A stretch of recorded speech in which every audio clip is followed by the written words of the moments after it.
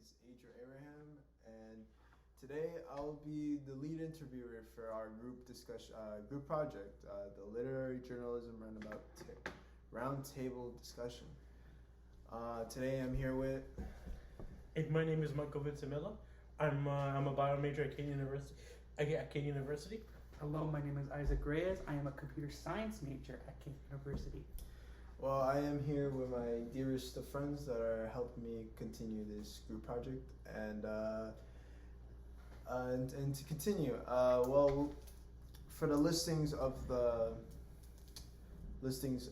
film and ratings we get shows were Under the Influence, Paying the Price of My Father's Booze was 1. My Father's Cellular by John Seabrook 2. 3. Sleeping with Alcohol by Donna Steiner 3. 4. Gia. 5. The Haunting Hell House Episode 4. 6. The Qualification, a graphic memoir in 12 steps. 7. Unsaid by Annie Drew Law. 8. The Drug Dealer's Daughter by Sierra Freeman. So out of those choices, we chose to pick The Haunting Hell House. If any of you guys, people watching, don't know what The Haunting Hell House is, The Haunting Hell House is a horror drama series telling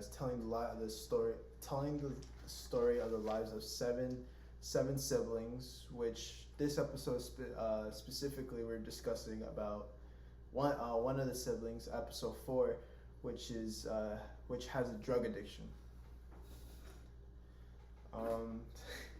After discussing and watching the 50-minute episode with Michael and Isaac, these were our thoughts. I'll be the lead interviewer, so these are the questions that we will be discussing today and what we actually thought of how this went down.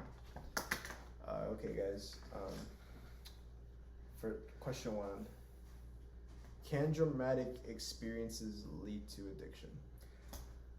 So, I don't know, addiction itself, it can lead to, obviously, I got this. You got it? All right, all you? Traumatic experiences can lead to addiction just because usually, there's many examples of people who suffer traumatic experiences who just want an outlet of happiness because they feel so broken inside and they just want one thing, and a lot of the times those outlets for happiness are drugs, and most of the time they even know it's a bad thing. Sometimes it's not even a way to get happiness. It's some people find it to just numb themselves in a corner. Numb themselves, ignore the pain or whatever they're dealing with. Yeah. What do you think? Yeah, I tend to agree with that because traumatic experiences are something like that. It's gonna be with you for ever, a long time, or it could be for your lifetime, and it could be really hard because sometimes you're just doing something unrelated, and then you just remember that experience, and you're just oh no, I'm just, I'm just oh no, this traumatic experience. And one way to cope with that is probably maybe through drug addiction or drug use, and then that drug use can be so good that it can just lead to more drugs, and then that could lead to drug addiction. So yeah, I tend to agree that would be one of the big reasons. Yeah. Seeing this question was brought up the question I just said. How can traumatic experiences lead to addiction? Was because our main character Luke, we've noticed throughout that whole episode how much anxiety he dealt with over when he had trauma as a child over that house that was haunted. Yeah, which is the title as. The whole thing.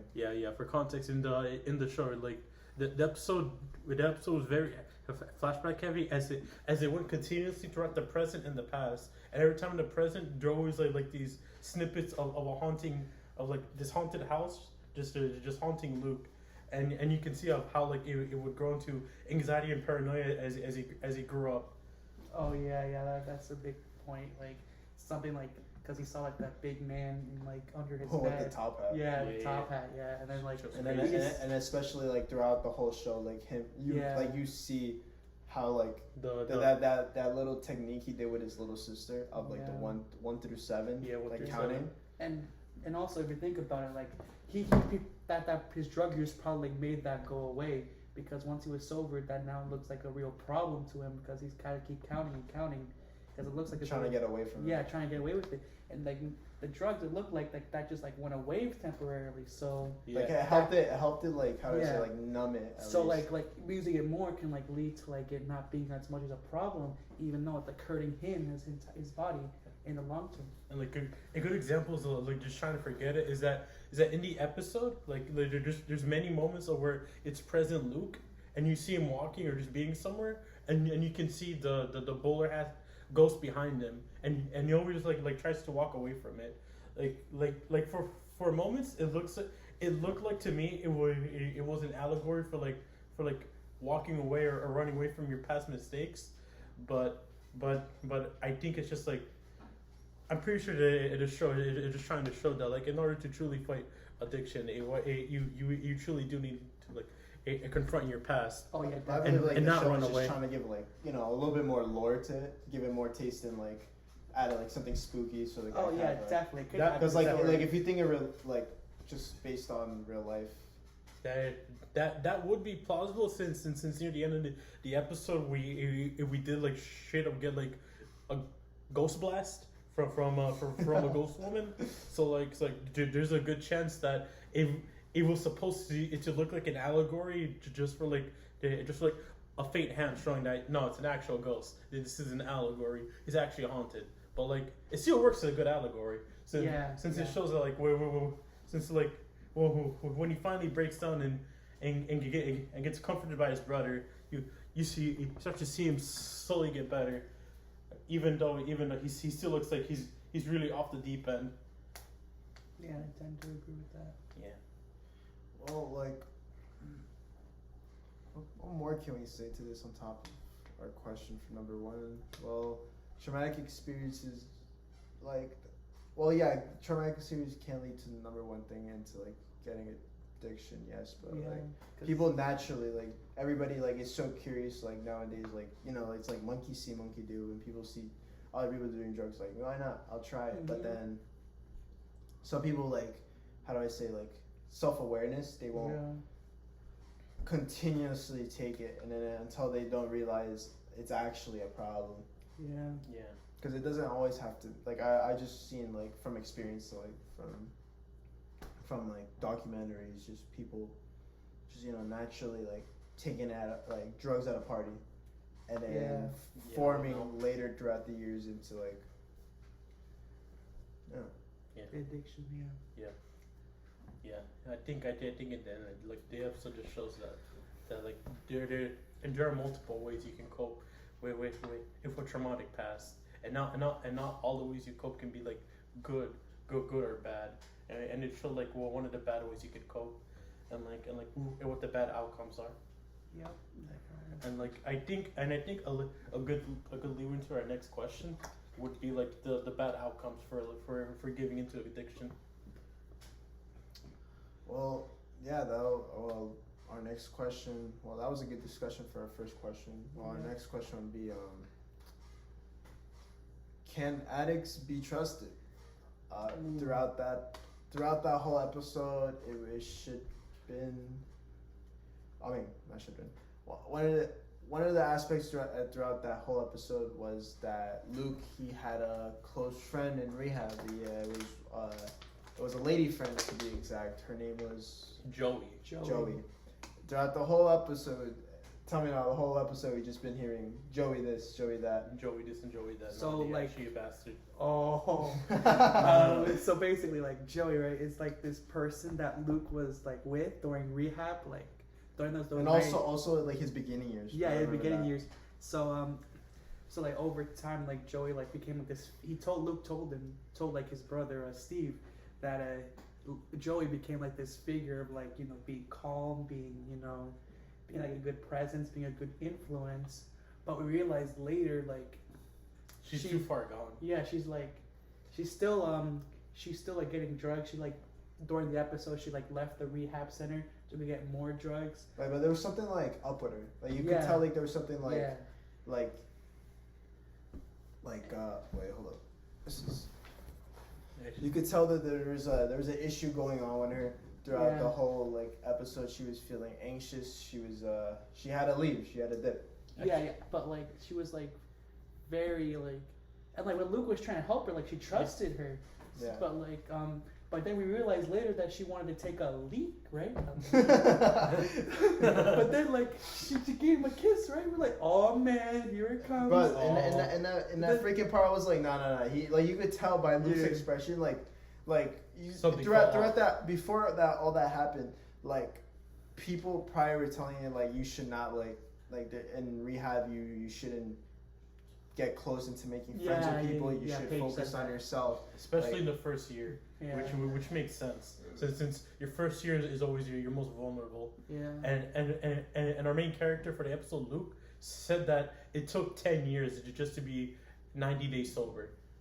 Just 10 years. That's quite a lot. Which for anyone that's doing drugs, it just shows just how big of a hurdle it is to get sober. And also a thing I liked in the episode is that in the beginning it kind of made you think that Luke was a more unstable junkie because he like started along was kind of shaky and Joey just looked completely normal. And then as the episode went on, you saw Joey be the more unstable junkie and Luke stayed committed to staying sober throughout the episode. Like no matter how low he fell, he always stayed sober no matter what.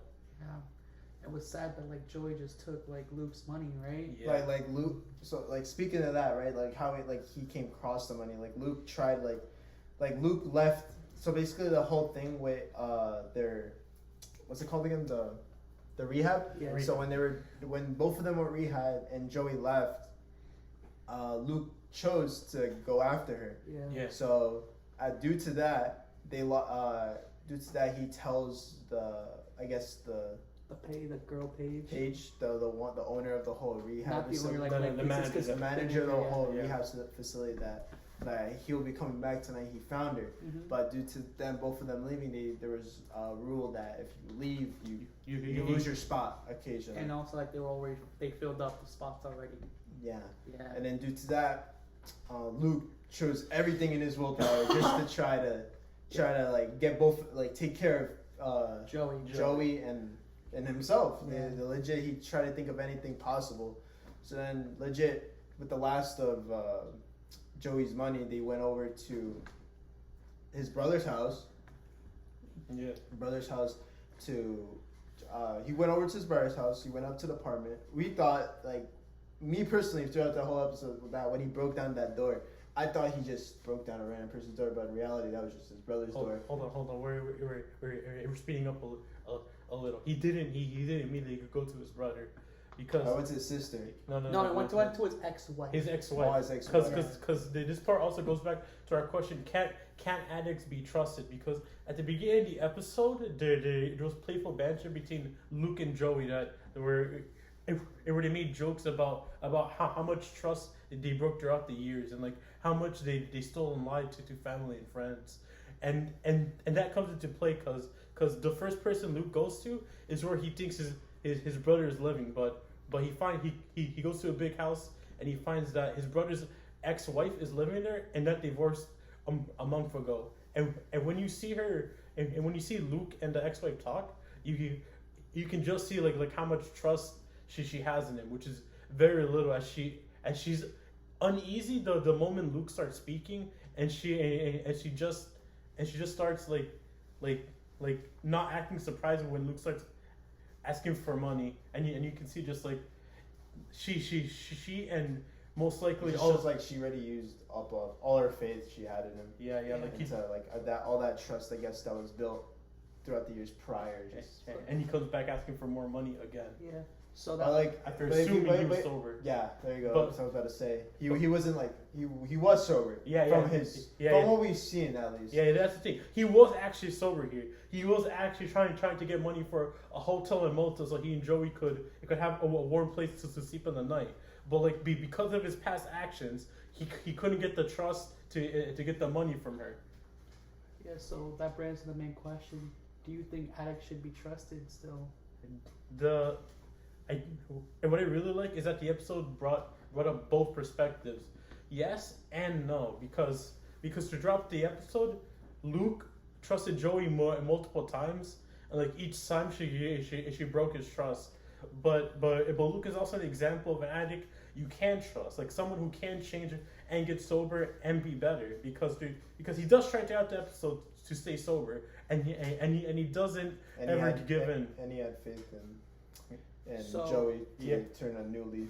So and it just shows that Luke is an example of an addict you can trust to change, and Joey is an example of an addict who just eventually relapse, and that you can't really trust everyone who's asking for help. Sometimes it'll just trick you and abuse you, like what Joey did to our boy Luke. Such a shame in that like whole scenario. Like we just when that scene came in, when that scene appeared, where just Joey like them like almost a couple blocks down about to get a hotel. Like Joey says, "Oh, I have to use the restroom," Yeah. and they take a leak in a dark alleyway. alleyway, Yes. and then Luke was just really cold and wanted to go, and then he trusted her, and she's like, "Okay, go take use the bathroom." And then Joey just goes up to him, it was weird, it didn't look natural as like you see in every other movie. Yeah. Like someone she just went up, kissed him. Luke looked really uncomfortable in that situation. It just seemed like, nah, this doesn't But seem right. he eventually ended up smiling, bro. Word, he just took the bait. Yeah. He took the bait at that point, and there was nothing he could have done. He just thought look, this is a girl I've known for over a year. What can go wrong, you know? Yeah.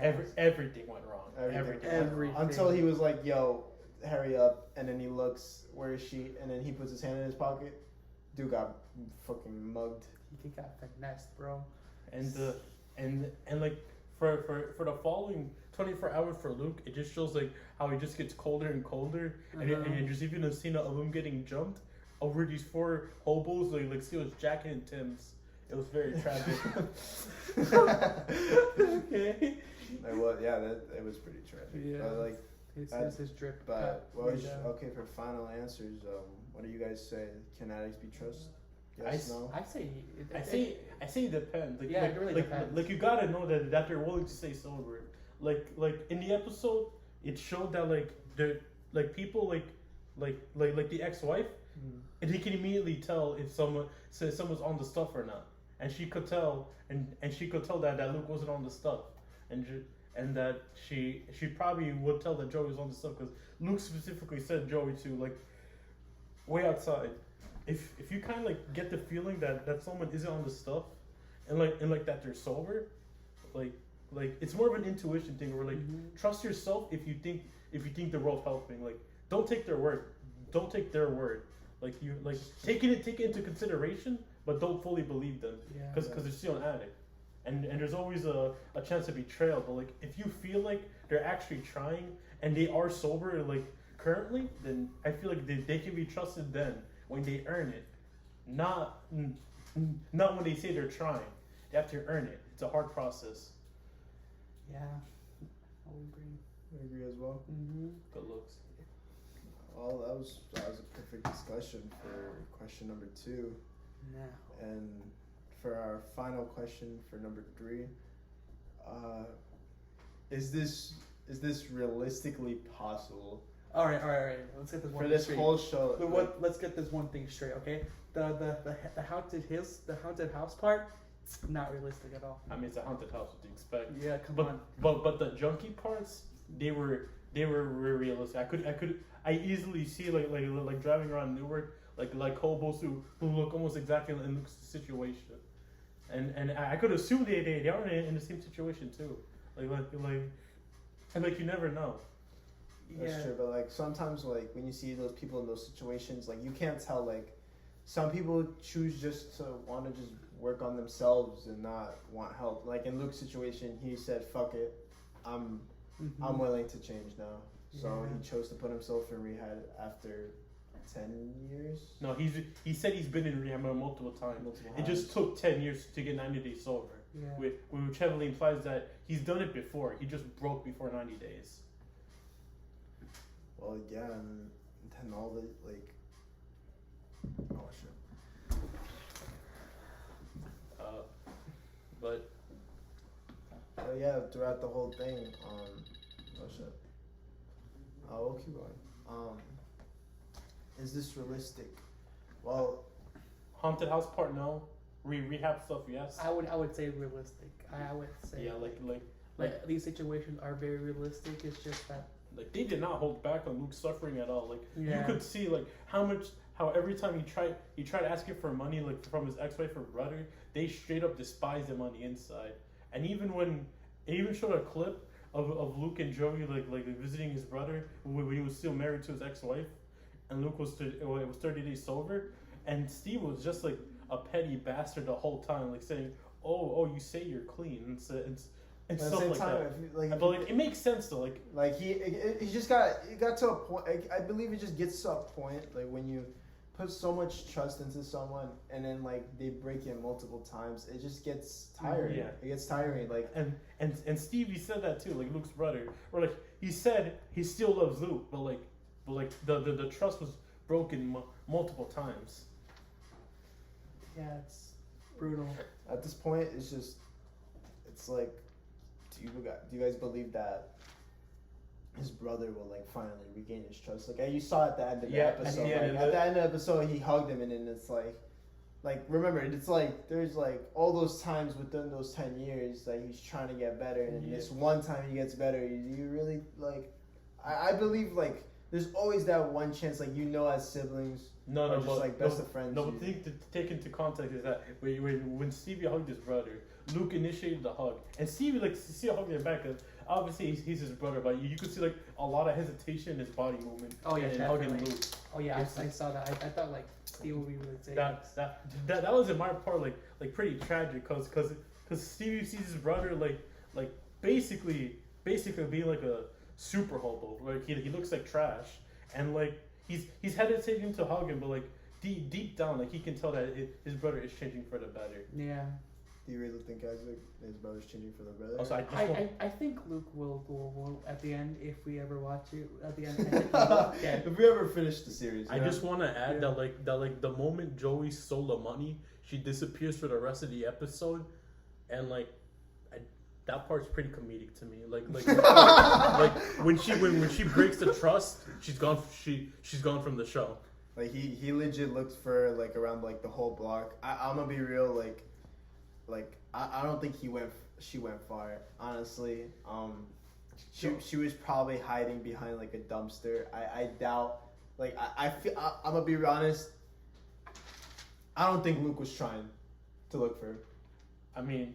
I don't think he tried his best. I mean, in the episode he said he knew where all the drug spots were. So like, if he checked all of them again, he'd probably find her. But like, I don't think he wanted to. All right, guys. Unless this girl took the 200, flew out of town, went to Brazil. Right. I doubt he could fly to Brazil. I want to ask a real question for you two guys. Okay, does Luke look like Jake Gyllenhaal?